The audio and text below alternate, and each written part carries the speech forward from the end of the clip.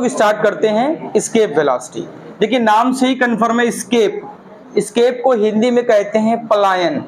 पलायन करने का मतलब होता है कि जब कोई एक प्लेस छोड़ दे और दूसरे प्लेस पर चला जाए, उसी को वो हिंदी का वर्ड बोलते हैं पलायन कर जाना। अगर एक चीज सोचो, थोड़ा सा दिमाग लगाओ बेटा, कि मान लो आप यहाँ पे खड़े हो, वैसे आपका स्ट्रक्चर ऐसा है नहीं, मान लो थोड़ी देर के लिए कि आप ऐसे हो, ठीक है, मान लिया। अब मान लो थोड़ी देर के लिए यहाँ पर अर्थ का सरफेस है, अर्थ का सरफेस है। अर्थ का मास सभी लोग जानते हैं m, और अर्थ की रेडियस भी जानते हैं बच्चा कितनी। दिमाग लगाओ बेटा, हमने पहले एक स्टोन लिया, बॉल ली, उसको थ्रो किया तो पता चला कि कुछ इस तरीके से, ठीक। तो जरा फर्स्ट पाथ हमको जो मिला वो क्या मिला? इलिप्टिकल। कैसा मिला बेटा?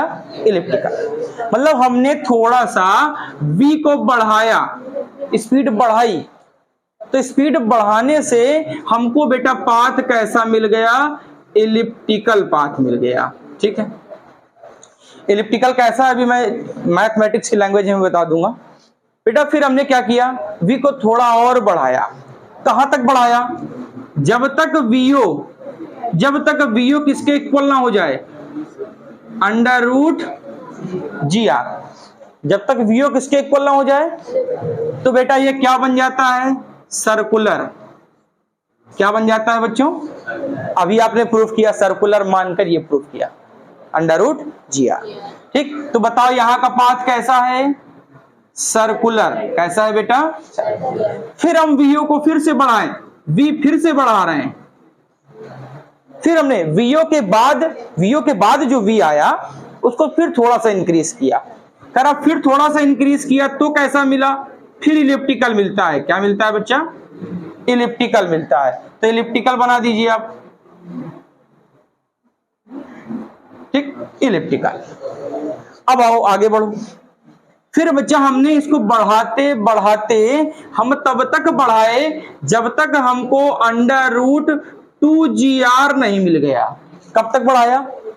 जब तक हमको अंडर रूट 2gr, और इसी को कहते हैं एस्केप वेलोसिटी। क्या कहते हैं? Escape velocity. तो भैया बात पता चली कि पाथ पैराबोलिक बन गया। कैसा बन गया? मोस्ट इंपॉर्टेंट बात, पाथ कैसा बन गया? पैराबोलिक। मतलब हमने जो बॉल को फेंका वो कुछ इस तरीके से, ठीक। अब इसका मतलब समझाते हैं, पैराबोलिक। फिर बेटा हमने क्या किया? फिर बढ़ाना शुरू किया। अब कितना बढ़ाया? Greater than under root 2gr। 2gr से भी बड़ा कर दिया। तो 2gr होता कितना मैं बता देता हूं, 11.2 किलोमीटर पर सेकेंड। इतनी स्पीड से किसी को फेंकोगे तो वो बेटा एस्केप हो जाएगा, ग्रेविटी फील्ड से बाहर चला जाएगा। उसी को हम लोग कहते हैं एस्केप वेलोसिटी। Escape velocity. अगर इतनी स्पीड से आपने फेंका तो पाथ कैसा होगा? पैराबोलिक। पाथ कैसा होगा? लेकिन अगर 11.2 से भी बढ़ा दिया आपने तो वो बन जाता है हाइपरबोला। क्या बन जाता है बेटा? हाइपरबोला। बोलो इतनी बात ठीक है? अभी बेसिक सी बात है, जरा ये सारे 1 नंबर के क्वेश्चन है, एयरफोर्स एनडीए के एग्जाम में पूछे जाने वाले। अगर आपने vo अंडर रूट gr किया तो पाथ कैसा? सर्कुलर। अगर आपने v इंक्रीज किया तो कैसा बनता है? कब तक? जब तक हमको v ना मिल जाए। क्या ना मिल जाए? कितना ना मिल जाए? 11.2 किलोमीटर पर सेकेंड। तो पाथ कैसा? अगर थोड़ा और बढ़ा दिया तो शाबाश। अब जरा इस बात को जरा फिगर से समझना। पैरा हाइपरबोला का मतलब, अब देखो बेटा बहुत ध्यान से, ये हमारे पास पहला पाथ, ये सेकंड, ये थर्ड, ये वाला फोर्थ, और बच्चा लास्ट वाला। ये 5 कंडीशन मिली। जरा ध्यान से देखना, आपको सबको दिख रहा होगा पहला, दूसरा और तीसरा क्लोज्ड पाथ है, बंद हो रहे हैं। कैसे हो रहे हैं? बंद। कौन सा बेटा? फर्स्ट, सेकंड, थर्ड कैसे हैं बच्चा? Closed path. ये बंद है, बंद कर्व जिसको कहते हैं आप लोग, ठीक है। लेकिन जरा 4 और 5 को देखो तो शायद आपको दिख रहा होगा ओपन पाथ। ये पता नहीं कहां मिलेगा। ये पैराबोलिक तो मिल सकता है लेकिन पता नहीं इन्फिनिटी में कहां मिलेगा। और हाइपरबोला कभी नहीं मिलता। जिसका कोई एंड नहीं वो हाइपरबोला। ठीक, अब स्ट्रक्चर में आ जाओ। आपसे कोई कहे इलिप्टिकल बनाओ तो इलिप्टिकल ऐसा होता है बेटा, ये इलिप्टिकल है, यहां कहीं सेंटर होगा, यहां कहीं सेंटर होगा। कोई कहे सर्कुलर बनाओ, सर्कुलर आप जानते हैं फिक्स डिस्टेंस होती है सेंटर से। फिर तीसरा कौन सा बेटा, पैराबोलिक, पैराबोलिक। ठीक, फिर कोई कहे आपसे हाइपरबोला बनाओ, कोई और छोर नहीं, पता नहीं कहां से स्टार्ट हुआ और कहां पर एंड हुआ। तो ये क्या है इलिप्टिकल, ये क्या है सर्कुलर, ये क्या है पैराबोलिक, ये क्या है हाइपरबोला। ये दोनों कैसे हैं, ओपन, और ये दोनों कैसे हैं, तो इनको कहते हैं क्लोज कर्व और इनको कहते हैं ओपन कर्व। तो ध्यान रखना, अगर VO अंडर जी आर है तो कैसा पाथ, और V अंडर 2GR है तो कैसा पाथ, और V 2GR से बड़ा हो गया तो कैसा, हाई। हर इलेक्ट्रॉन बोहर मॉडल में अपनी एनर्जी को कम करके स्टेबल होना चाहता है, मतलब अपनी पोटेंशियल एनर्जी को कम करके स्टेबल होना चाहता है हर इलेक्ट्रॉन।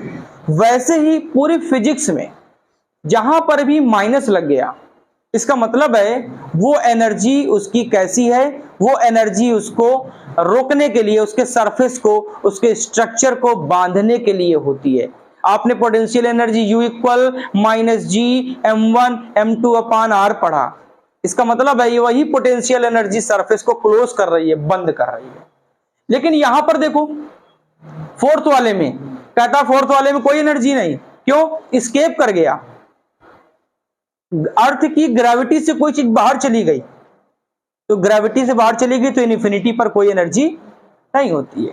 पांचवा बेटा, और पांचवा आप खुद सोचो, हम पढ़ते थे कि इलेक्ट्रॉन को एनर्जी दो तो ग्राउंड स्टेट को छोड़कर एक्साइटेड स्टेट पर चला जाए, तो क्या हम थोड़ी सी और एनर्जी ना दे दें तो सीधे सीधे अपने ऑर्बिट को ही पार कर जाए।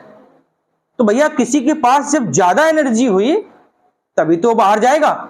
इसका मतलब है हाइपरबोला में एनर्जी नेगेटिव नहीं होती, एक्सेसिव, उसके पास ज्यादा एनर्जी हो गई तो एक्सेसिव एनर्जी कैसी होती है बेटा, प्लस होती है। कैसी होती है, इसका मतलब फर्स्ट सेकंड थर्ड की एनर्जी कैसी है, पोटेंशियल एनर्जी नेगेटिव है, फोर्थ की कैसी है, जीरो है, स्केप कर गया, और फिफ्थ की ज्यादा हो गई तो कहां चला गया, हाइपरबोला, कोई एंड नहीं, तो वहां पर एनर्जी कैसी हो गई, पॉजिटिव हो गई।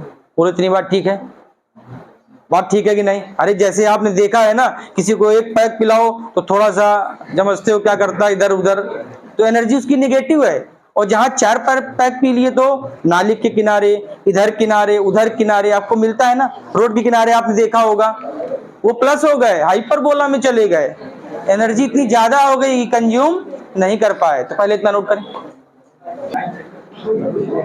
बेटा, लेट कर लो, ये आपके पास अर्थ सरफेस है, ठीक, हमने मान लिया ये अर्थ सरफेस है, बाहर फेंक दूंगा तो गिर जाओगे। ये अर्थ सरफेस है, इसका मास कितना है बेटा, कैपिटल M, इसकी रेडियस मान लो कितनी है, कैपिटल R। मान लो थोड़ी देर के लिए यहां पर मास M, हमने सौर शिवहरे को बैठा दिया, ठीक, इनको बैठा दिया, वैसे उठा नहीं सकता, इनको भारी है फिर भी मान लेता हूं, इनको मैंने बैठा दिया। अब मैं इनको धीरे धीरे धीरे धीरे कहां ले जाना चाहता हूं, इन्फिनिटी पर ले जाना चाहता हूं। वैसे ऐसा पॉसिबल नहीं, फिर मान लो कैसा हो सकता है, थोड़ा दिमाग लगाओ। मैं इनको उठाकर यहां पर ले आया, बोल बात सही, ठीक बेटा। जब ऐसे स्टार्ट किया कंजर्वेशन ऑफ एनर्जी से, बेटा रिवॉल्व कर नहीं रहा था तो हमने सेंट्रीपिटल फोर्स की हानि लगाई नहीं, इसको उठाकर हमने मास यहां रख दिया, तो पहले एनर्जी कितनी, U initial plus K initial, इसी को टोटल एनर्जी कहते हैं। बाद में बेटा U फाइनल, K फाइनल। बेटा U फाइनल 0 क्यों लिया, क्योंकि एक मास को मैंने इन्फिनिटी पे रख दिया, और इन्फिनिटी पर कोई भी पोटेंशियल एनर्जी नहीं होती। ये इसके पहले हम पोटेंशियल वाले में बात कर चुके हैं, क्योंकि इन्फिनिटी का पोटेंशियल 0, तो मैंने बेटा U फाइनल को क्या कर दिया, 0। बेटा K फाइनल 0, क्योंकि लास्ट में वो रेस्ट में आ जाएगा, तो ये बेटा 0। तो U initial equal minus K initial. बेटा इनिशियल काइनेटिक एनर्जी क्या होती है, काइनेटिक एनर्जी सभी जानते हो, हाफ M V स्क्वायर, बेटा माइनस लगा लो, लेकिन स्केप कर रहे हो तो ई लगा लीजिए। बताओ potential energy minus G m1 की जगह कैपिटल एम, m2 की जगह बेटा स्मॉल एम, अपॉन डिस्टेंस कितनी आर, माइनस से माइनस कैंसिल बेटा, m से m कैंसिल। तो बताओ VE स्क्वायर कितना मिला बेटा, ये आ गया ऊपर तो बन गया 2gm/r। तो बताओ VE की वैल्यू बेटा √2gm/r, ये बेटा फर्स्ट मिल गया। ठीक, क्या आपको याद है बच्चा कि gm इक्वल होता है बेटा gr स्क्वायर, और क्या r इक्वल होता है r प्लस h? जरा अप्लाई करो तो VE इक्वल √ बेटा 2gm की जगह gr स्क्वायर और r की जगह बेटा r प्लस h। बेटा वही कहानी कि अगर h r से छोटा है बहुत तो हम h को बच्चों क्या करते थे, अप्रॉक्स क्या मान लेते थे, 0। बेटा h को 0 मानोगे तो एक r से एक r कैंसिल हो जाएगा। क्या आपको रिजल्ट मिल रहा है VE कितना √2gr। क्या इसको देखकर कुछ याद आया? VE इक्वल मैं इसको √gr अलग कर दूं और √2 अलग कर दूं। क्या √gr को अभी आपने प्रूफ किया VO और इंटू √2। तो स्केप वेलोसिटी ऑर्बिटल वेलोसिटी का कितने टाइम्स ज्यादा होती है? √2 टाइम्स। करके देख लीजिए। VE इक्वल VO कितना 7.9, √2 कितना 1.4, होता तो है 414। तो बताओ VE कितना फिक्स 11.2 किलोमीटर पर सेकंड। ये बेटा वैल्यू आपको याद करनी पड़ेगी। स्केप वेलोसिटी कितना 11.2 किलोमीटर, मतलब किसी ऑब्जेक्ट को इतनी स्पीड से बेटा फेंकोगे तो वो ग्रेविटी रीजन को क्रॉस कर जाएगा। तो पाथ कैसा? पैराबोलिक। कर्व कैसा? ओपन। कर्व कैसा? ओपन। हमने कंजर्वेशन ऑफ एनर्जी क्यों लगाई? क्योंकि ये इनिशियल कॉन्फ़िगरेशन है। इनिशियल से कहां ले गए? फाइनल पे। पोटेंशियल एनर्जी इन्फिनिटी पे कितनी? 0। ऑब्जेक्ट इन्फिनिटी पर रुक गया तो काइनेटिक एनर्जी भी 0। ui किसके इक्वल? -ki। पोटेंशियल एनर्जी कितनी? -g m1 m2 upon r।